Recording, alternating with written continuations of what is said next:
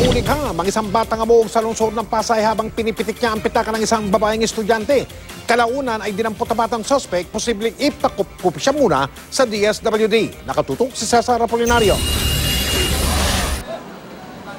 Pasado las 4 ng hapon itong Biyernes, nagsimulang humanap ng mabibiktima ang dalawang batang hamog na ito, edad 10 pataas.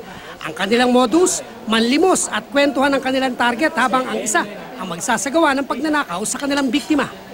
Nang hindi umubra sa unang biktima ang kanilang estilo ng pananalisi, sinundan nila ang isa pang biktima, isang babaeng estudyante na papasok sa eskwela. Makikitang dikit na dikit ang bata sa bag ng biktima at hindi ito tinantanan hanggang hindi nakukuha ang pakay na wallet. Sa isang video, makikitang abala sa pag-text ang biktima habang ang kamay ng bata abala rin sa pagpuntirya sa kanyang backpack. Nang makuha ang pakay, tumalikod ang bata palayo.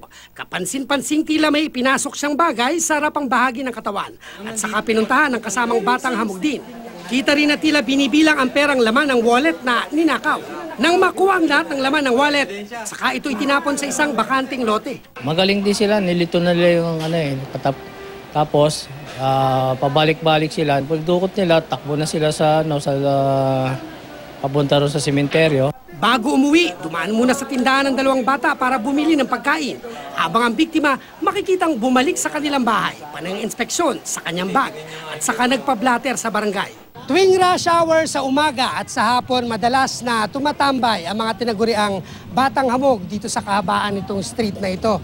Dahil ganitong oras, marami yung mga pasahero na sumasakay sa mga pampasaherong sasakyan dito. Kaya yung mga bata ay tumatambay ng ganitong oras dahil marami silang target na biktima. Mabuti na lang, may mga kamera ng CCTV na nakatutok. Kaya nahuhuli rin ang mga bata. Kahapon, mismong Barangay Tanod ang nakakita sa isa sa dalawang batang inireklamo sa lugar din kung saan sila nandukot. Kaya hinuli ito. Sa simula ay naglupasay ang bata at humiga sa kalye dahil ayaw sumama sa barangay. Pero napapayag din sa bandang huli. Napag-alamang taga-barangay 146 din ang bata. Ang problema kahit ikalawang araw na nito sa barangay, hindi pa pinupuntahan ng magulang ito. Ilagay ng ordenansa na yung mga magulang ang dapat managot sa mga ganitong edad. Kapag hindi pa nagpakita ang magulang ng bata hanggang bukas, dadalhin na siya sa DSWD. Pinaghahanap na rin ang isa pang bata na kasama nito.